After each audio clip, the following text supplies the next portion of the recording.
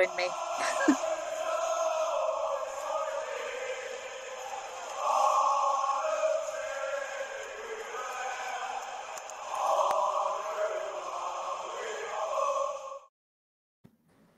Welcome back to West Ham Unofficial. I hope you are all well. This is the England versus Denmark match, Euro 2020 semi-final preview. We're getting close to the final now. Everything's just getting a bit nervy now. I'm like, oh, can we do one better than we did in 2018? A bit of a longer show tonight. So, firstly, I'm joined by Baker and T. Firstly, Baker, how are you? I'm very well, thank you. Good to be back with you, Jake, as always. Thank you very much indeed. And T as well, how are you? Yeah, I'm good, Jake. All good. Wimbledon, football, cricket, motor racing yesterday. It's all going on. Heaven. It is. Everything is going on. So, firstly, to you then, Baker, what have you made of England's whole tournament so far? I mean, just explain to us then. Like we were saying before, they've had to get us behind, believing. And I think years ago we used to believe from game one, and we'd always have the expectation we were going to win it straight away.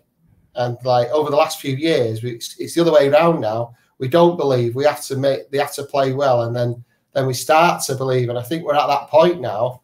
So excellent from the team, obviously, and they're just unbelievable the other night the way they played. And I just hope they do that again. Not get cautious, go back out and do it again and play the same way. I think semi-final of the World Cup the other year slightly changed the tactics, and it's like we give a bit and we sort of like lost some momentum. So we need to keep that momentum.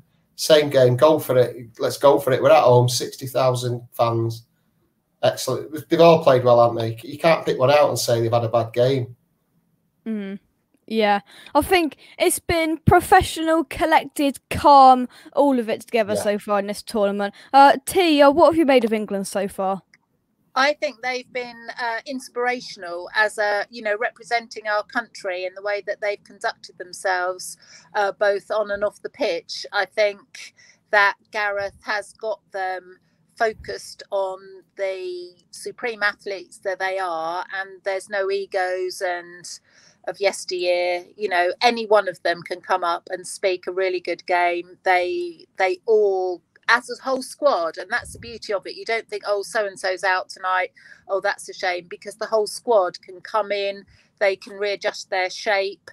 And I'm incredibly hopeful. And, having been following Arsenal and England for many, many, many, many years, I'm about as hopeful as I could be that this is definitely our year.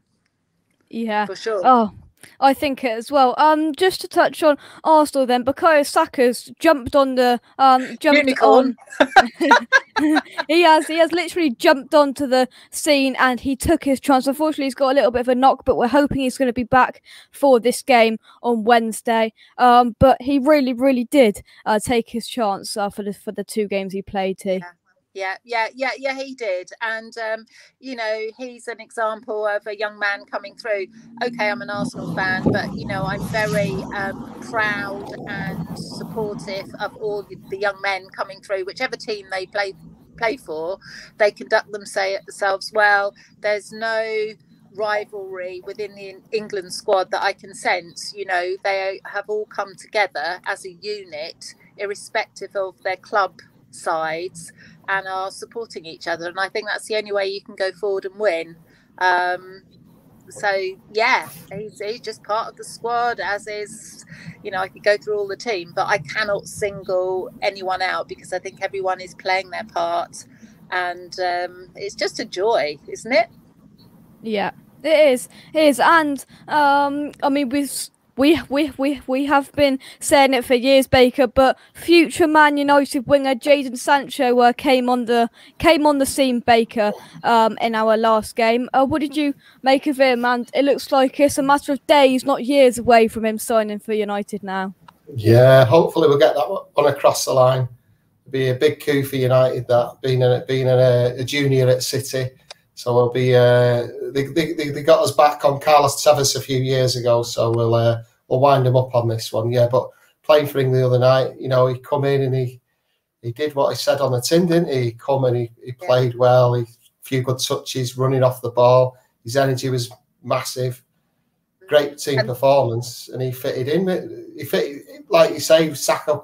Everyone who's come in has fitted in. It's not like, so I suppose it's easy when a women's team, but you've still got to do the business on the night, haven't you? Yeah. Looking forward to seeing him at Old Trafford. Yeah, Baker, would you agree you're seeing, in Gareth Southgate, do you think you're seeing shades of David Moyes? Because I certainly am. The stubborn, defensive at times, but the priority is not to concede goals, and that's what we've done. 7 consecutive clean sheets. England haven't conceded a goal. England haven't conceded a goal in 662 minutes of international football. I mean, they must be doing something right. Brilliant stats there. John Motson would have something to do with that, wouldn't he? Beating there, wouldn't you? Yeah, brilliant. What can you say? Southgate, he's like the wheel. He let the shackles come off a bit the other night, didn't he? Though, so a little bit. Everyone's judging him, aren't they? But he does have that calmness that is. I think what he's done really well is kept the press at bay, because usually the newspapers are full of stories that have come out, card schools, and there might be stuff going on, but whatever he's done, he's kept it really good, and he's managed it fantastically. Bit of David Moyes, I suppose he has a little bit, keeping that 7 clean sheets. T, coming to this game then. Denmark have just creeped their way up into the semi-finals of this competition. They are once again going to be quite a tough side. They've got some good players. But what are your feeling on Denmark then, T?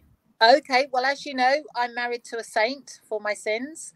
And of course, Vestergaard and Højbjerg have been Southampton players. And of course, Kasper Schmeichel, you can't knock him. He's a brilliant goalkeeper. So defensively, they're very, very strong. I think we were all very, very saddened by what happened to Christian Eriksen. I know he's a spud. But, when something like that happens, the football community comes together. So I think defensively, they're going to be very prepared. I think this is down to Gareth's genius in being able to have the squad of players at his disposal to play against what the other team are going to offer. So I think the way he sets up our team against Denmark, knowing that they're more strong in defence than they are in attack, it'll be interesting. Again, Jordan Sancho coming on, we needed that width. We really needed that width against Ukraine. And, I just think he's gone beyond the average tactical man. He sees he really looks at the other team and what England need to go out and exploit. And I think defensively Denmark is strong. So it'll be interesting to see what team he comes up with. But I think we've got it. Baker, the standout player I think in the Euros so far for Denmark has been Kasper Dolberg, scoring goals here, there, and everywhere. And you've got players like Schmeichel, as T said. They're not going to be a pushover as much as we experienced Ukraine to be the other night. But it seems to be since the Eriksen thing, they've got like a possessed, and they're playing for Eriksen, and what more motivation, and it seems to be intrinsic in the team. And I don't know if that's really motivating and making them try a bit harder. The experience they've been through. So, sort of like when that happens, a team can go one way or the other, can't they? They really fall to pieces and go. But Denmark seem to use that as a springboard. Just push them on. That's the feeling I get. So I think it's not going to go away, that is it? Because he must be, win again and then win again. He must be thinking, they've got some sort of spirit here, haven't they? Yeah. Let's bring on a fan that in club football, I'm sure, has still got his smile on his face. Brentford Clive, how are you? Oh, all right, thanks, Jake, and you? Yeah, not too bad, not too bad. Just talking about Denmark there, Clive. It seems like they've got a real motivation to play for Christian Eriksen, and they've almost turned into an underdog, just slightly creeping round the door into the semi-finals, Clive. They have indeed, Jake. They have indeed. I think Christian Eriksen episode has spurred them on. I know they lost against Finland on that day, but you can certainly offset that against the fact of what happened earlier in the day.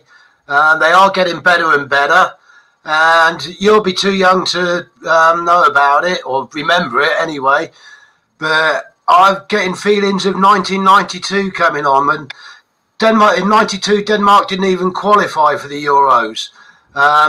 There was a war in Yugoslavia. Yugoslavia qualified. There was a war there, a civil war there. So Yugoslavia were like disqualified. They were chucked out of the competition. Denmark sneaked in on the back of that. They won it was a different format back then. There was only 8 teams in it. But Denmark won one game in 90 minutes to get to the final. And they beat Germany 2-0. And obviously I hope we beat them, Jake. But straight football history is made up of funny, quirky little stories, mate. 92 being one of them. Could this year be one as well? Don't know. Yeah. I do think we'll beat them, though. We should do. We should do. Yeah, we should. We're kicking ourselves if we don't. Yeah, definitely. But for any team to get to the semi-finals, you can't just write them off and say, "Oh, it's an easy game." There's no such thing. No such thing. Yeah, I completely agree. T, we've probably got the upper hand with this game on paper, but of course football's not played on paper, and this is a semi-final of a major competition. Anything can happen. Yeah, indeed. But I think obviously we've got that huge advantage. We're playing at Wembley, aren't we? And the crowds will be there. And, we're playing with that 12th man. And, our best friends were there at the game when they beat Germany. We were in our local pub to watch the Ukraine game on Saturday. And they're lucky enough to have tickets for the semi-finals and finals. So I just think that, given the pandemic and everything that we've gone through and playing to empty stadiums and what have you, I just think all things added together, the way that Gareth has, the depth in squad and the way he can afford to set the squad up depending on how Denmark present themselves, plus being at Wembley, I think we got this.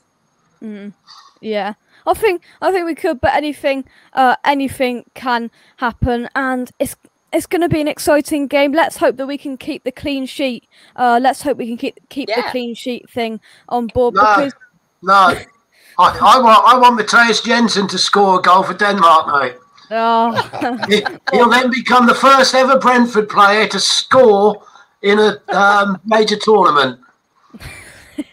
But you still want England that. to win. Yeah. Sorry, what did you say?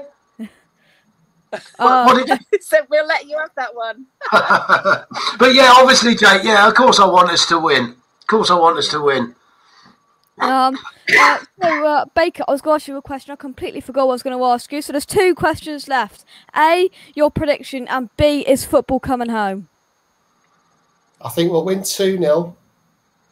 Yeah, I've got a sneaky feeling. It's good.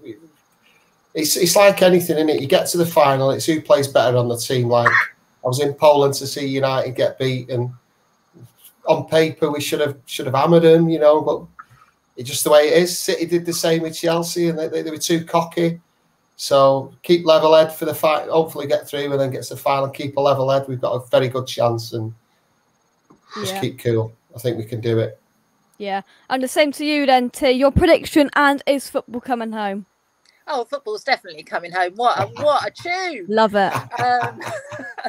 Love it. Any opportunity to sing that, but no, I think 3-1. I think, like your Brentford man there. I think it might be England's turn, chance, whatever, to let just one in. But I think one of our strikers will go for that golden boot, whether it's Raheem or Harry. Which Harry? I don't know. Harry Maguire, Harry Kane. Yeah, 3-1. 3-1 England. Yeah, I'll probably be Harry Maguire for the Golden Boot. Being a United fan. Yeah. I had to put that in, Baker, because of my Man United relatives. Good stuff. Baker and T, thank you very much for coming on tonight. Welcome. Thank you Speak very soon, much. hopefully, when we win. Yeah, thank you very much. Right then, let's bring Gary on. Gary, how are you? Hi, Jake. Good, you? Yeah, not too bad, not too bad. Coming straight to you then, Gary. Sum up England's campaign so far for us, and your feelings for Wednesday's game. Okay, I think we steadily improved. I think we great tournament. We were solid against Croatia. Scotland was obviously a disappointment. I think the players allowed the occasion maybe to get to them there. Czech Republic was okay. Germany was fantastic, even though we were a little bit lucky, I think, with Muller missing that. And then Ukraine, well, if a West Ham reserve is their captain, then we should be beating them 4-0. So that was good. And Denmark, I think that's going to be a hard game, actually. I think harder than we think. I think in the Nations League, they drew and beat us. I know we're down to 10 men when Maguire got sent off, but we still lost to them. So I think it's going to be hard. But if we turn up and attack them, with the attacking talent we've got, we should be able to beat them, I think. I think so. At the end of the day, they've got Vestergaard at the back, who's quite wobbly for Saints. So we should just not fear them and attack them, I think, and go for a 2-1 win. Yeah.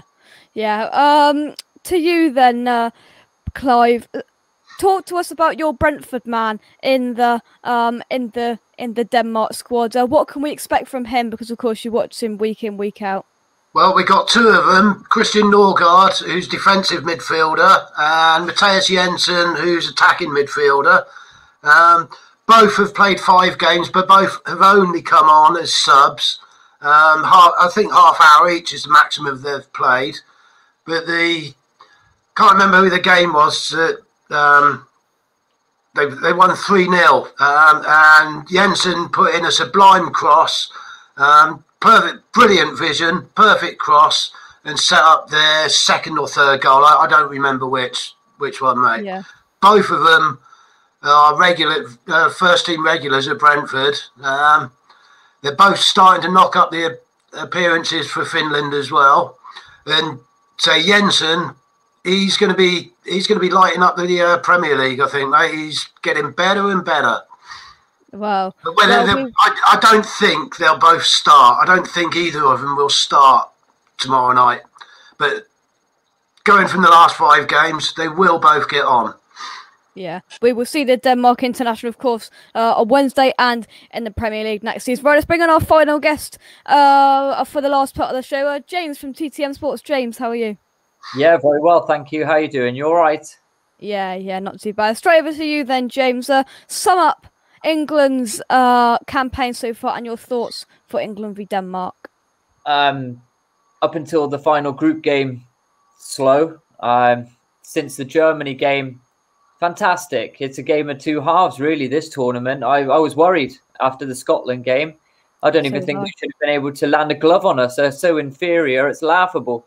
But, at the end of the day, they performed well. We obviously weren't up for that task. We froze under the pressure, in my opinion. But Gareth Southgate is really, he surprised me. He's been tactically astute. He's been awesome, actually. I thought the way he matched up the Germans tactically with the formation was showing them a mark of respect, but also flexing our tactical muscles as well to say that we're not one-dimensional. We're not just straight 4-4-2, boring England. We're actually versatile. In terms of the tournament so far, really happy. But look, take Germany aside, we should be beating the teams we're playing against. And I know no international match is easy, but if you switch it up to boxing, for instance, if Anthony Joshua takes on a top 25 ranked heavyweight, you expect him to win.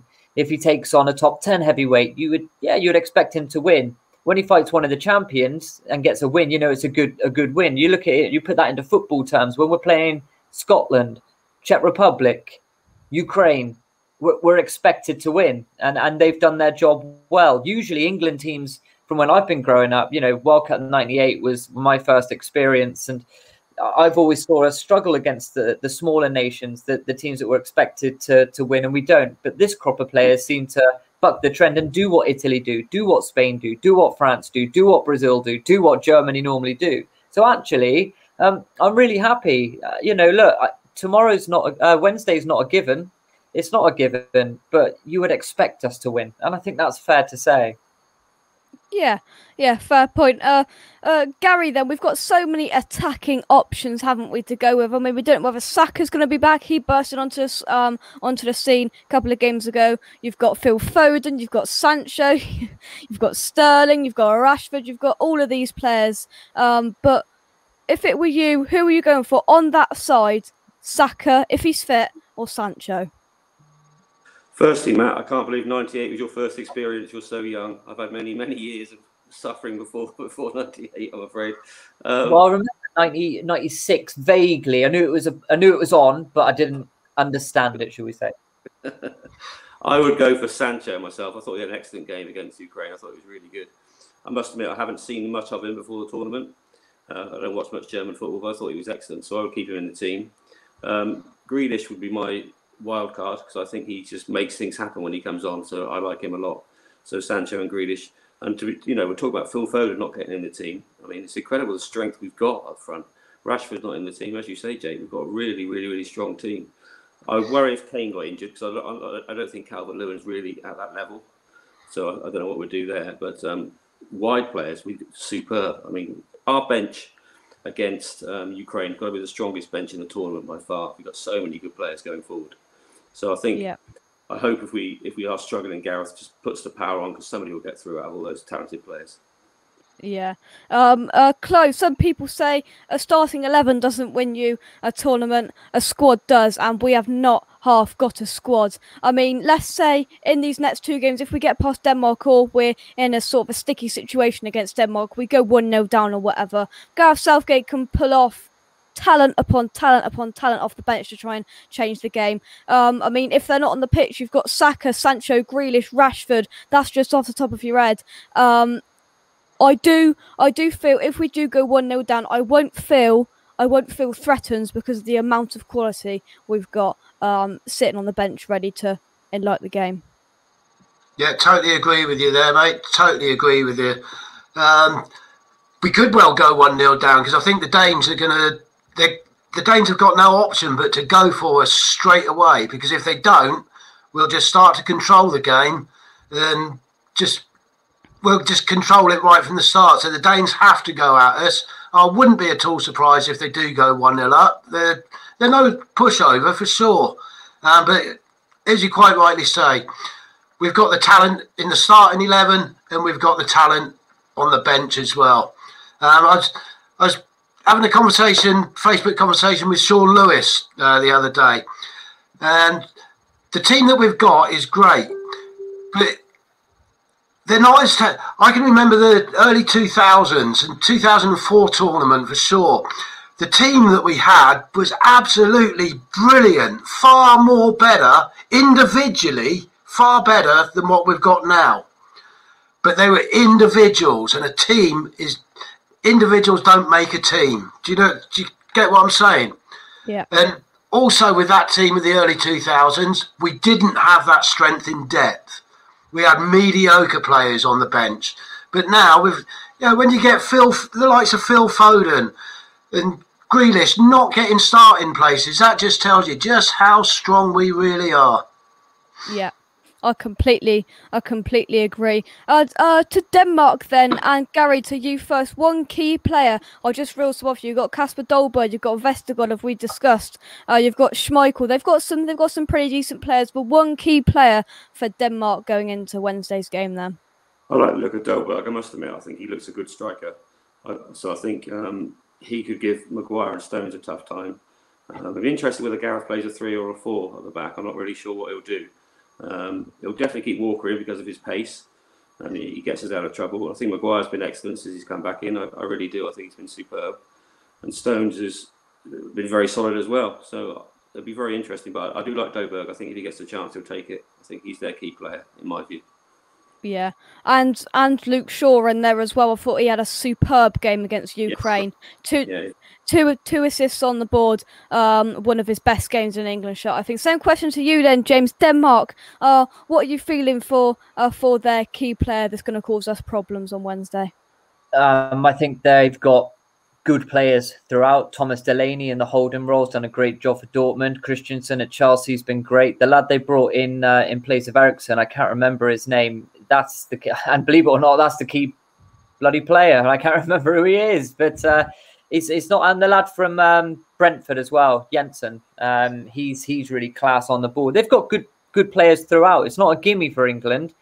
However, full house at Wembley with the talent that we've got on offer, you would expect us to land the knockout punch and go through. The question isn't about what Denmark can bring. It's about how we're going to play, in my opinion. Do we go back to the 5 to match them because they attack by their wing backs just the same as the Germans did? Do we nullify that, ball the pants off them and nick the 2 goals? Or do we do what we did against Ukraine, flat back 4 and just attack them? Just briefly touching back on the point with the early 2004 team, I saw that team live against Northern Ireland in a World Cup 2006 qualifier. You're absolutely spot on. You go through the midfield, Beckham, Lampard, Gerrard, Scholes, Joe Cole up front, Owen, Rooney, we've got Gary Neville. But when you look at the depth, there was good depth, but it wasn't elite depth.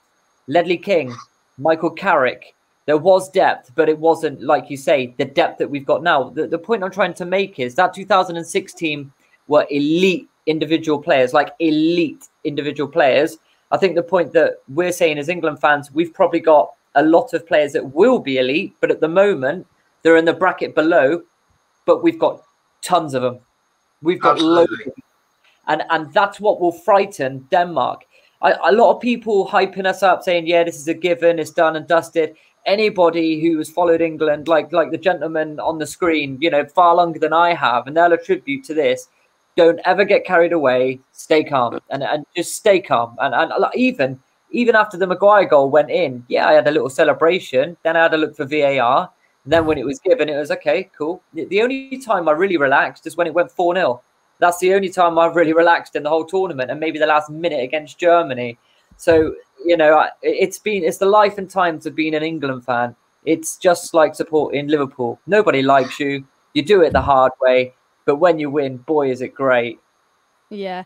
Right then, 2 questions left for each of you. As I asked our 2 previous guests, your prediction and is football coming home? Clive, to you first. Prediction for tomorrow? Sorry, mate, but I really, really do hope Jensen scores. 2-1 England, Jensen to score for Denmark. Is it coming home? Mate, I'm 57 years old. I've seen it all before. I don't know. I'm far, far from convinced.